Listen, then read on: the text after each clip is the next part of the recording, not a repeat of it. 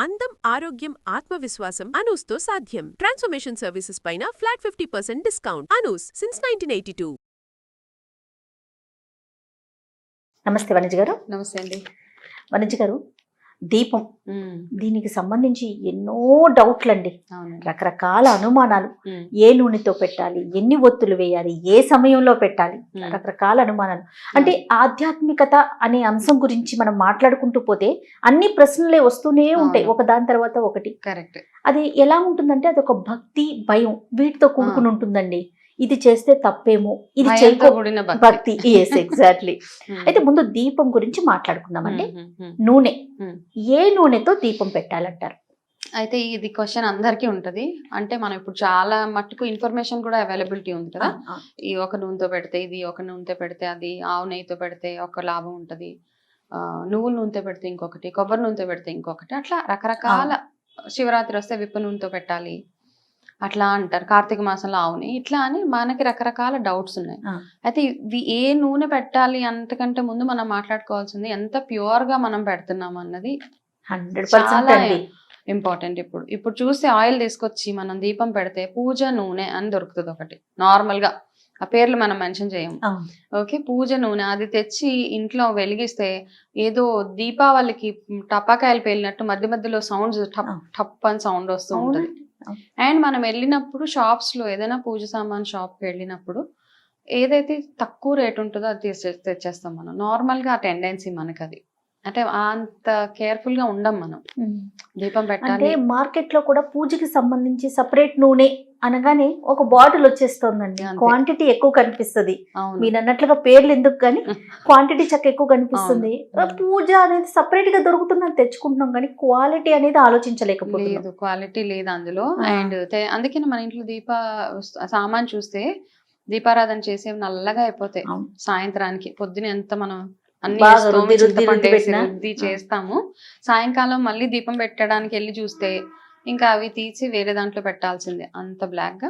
So ఏంటంటే మనం చూజీగా కొంచెం, ఎందుకంటే అందుకే అంటారు కదా గానుగు నూనె, గానుగులో చేయించిన నూనె దేవుడి దగ్గరికి వచ్చేటప్పటికి కాస్త కొంచెం భయంతో కాకుండా నిజంగా ఇష్టంగా శ్రద్ధ, ఫస్ట్ ఆఫ్ ఆల్ కొంచెం చూజీగా, అంటే మీరు ఎంత క్వాంటిటీ పెడుతున్నారు, ఎంత కాస్ట్లీది పెడుతున్నారు కదా, ఎంత ప్యూర్ గా పెడుతున్నారు దీపం అన్నది చాలా చాలా ఇంపార్టెంట్. అయితే పాత రోజుల్లో మన ఏన్షియంట్ కాలంలో చూస్తే గనక ఇది ఒక నూనె తయారు చేసుకునే వాళ్ళండి.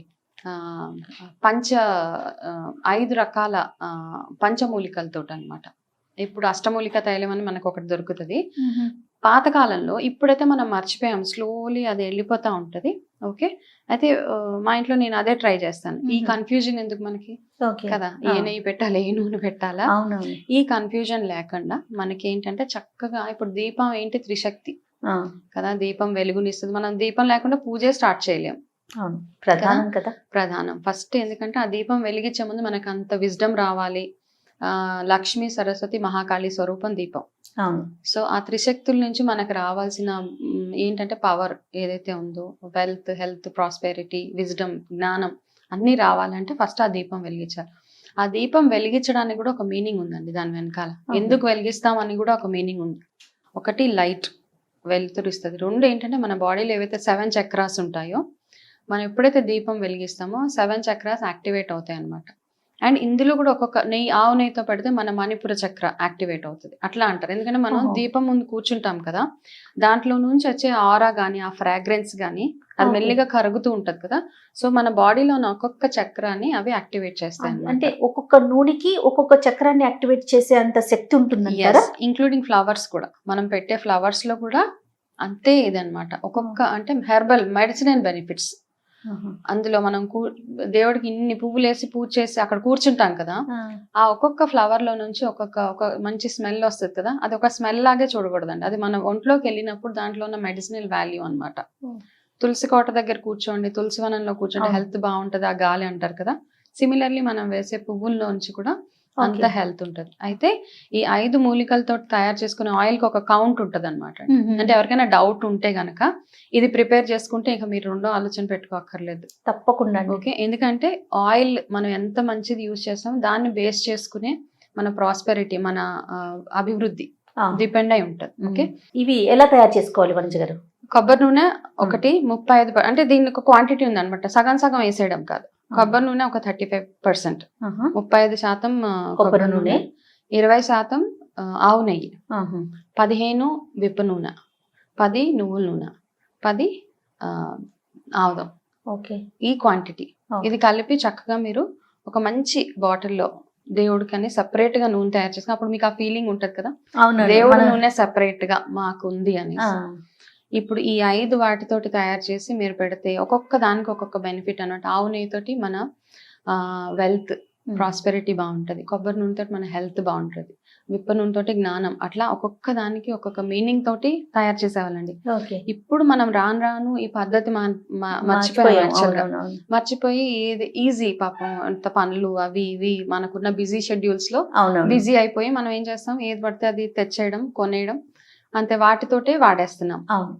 అండ్ ఇంకొకటి ఏంటంటే, ఇట్లా మనం ఈ ఆయిల్ యూజ్ చేసినప్పుడు మనకి దేవుడి గదిలో ఆయిల్ పోసినప్పుడు ఆయిల్ ని చేతికి రుద్దేసుకోవడము, కొంతమంది తలకు రాసేసుకోవడము, బట్టలకి రాసేసుకోవడం, అది ఫస్ట్ అది చేయకూడదు.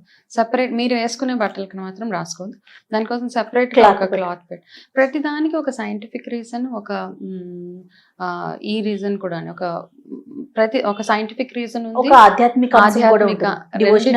ఎగ్జాక్ట్లీ. సో అందుకని ఏంటంటే మనం సైంటిఫిక్ గా నార్మల్ గా చూస్తే జిడ్డు అయిపోతుంది అవి ఇవి, కాకపోతే ఎవరైతే తలకు రాసుకుంటారో ఒకవేళ డివోషనల్ పరంగా చూసుకుంటే వాళ్ళు ఎందుకైతే ఆ పూజ చేస్తున్నారో దాని ఫలితం వాళ్ళకి రాకుండా అది బ్లాక్ చేసేస్తుంది అనమాట. అది అందుకని చెప్పి జాగ్రత్తగా ఉండాలి. తర్వాత ఇప్పుడు మీరు చెప్పిన 5 క్వాంటిటీలు 5 రకాల నూనెల్ని తయారు చేసుకుంటాం. ఒకవేళ తయారు చేసుకోలేకపోతే కొంతమంది ఓన్లీ నువ్వుల నూనెతోనే పెడుతుంటారు, మరి కొంతమంది కొబ్బరి నూనెతోనే పెడుతూ ఉంటారు. ఈ రెండింటికి ఉన్న తేడా ఏంటండి? రెండింటిని కూడా వాడుకోవచ్చు? రెండింటిని కూడా వాడవచ్చు అండి. కొబ్బరి నూనె ఏంటంటే ఫస్ట్ ఆఫ్ ఆల్ ఎక్కువగా మనం విఘ్నేశ్వరుడికి పెడతాం కొబ్బరి నూనెతోటి బుధవారాలు అట్లా. కాకపోతే రెగ్యులర్ గా కూడా మీకు ఎక్కువగా బ్లాకేజెస్ ఉంటాయి, మీరు చేసే పనులలో ఆటంకాలు ఉన్నప్పుడు రెగ్యులర్ గా ఈ కొబ్బరి నూనెతోటి మీరు దీపం పెట్టుకుంటూ వెళ్ళిపోవచ్చు.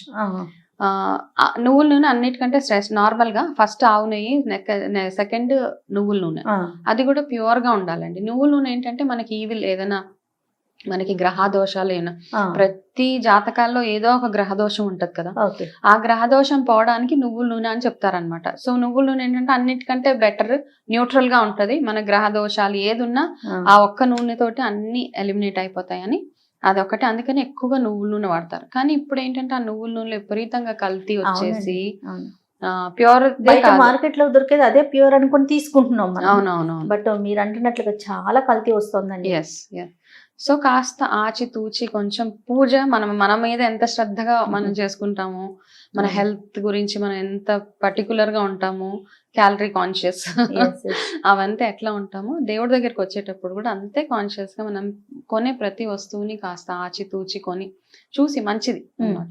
దేవుడే మనకి అన్నిటికీ మనకి దారి చూపించేదే ఆ చిన్న అంతే కదా, ఆ 1 నిమిషం కనెక్ట్ అవ్వడం చాలు. పెద్దగా పూజలు చేసినా చేయకపోయినా ఆ 1 మినిట్ దేవుడితో కనెక్ట్ అవి మంచి దీపం, శుచి శుభ్రం మంచి మనసుతోటి చేస్తే మనకి అంతా శుభం జరుగుతుంది. తప్పకుండా, అంటే మనకి భక్తి ముఖ్యం, అంతేనండి. Yes, thank you so much Vanji గారు. నమస్తే అండి.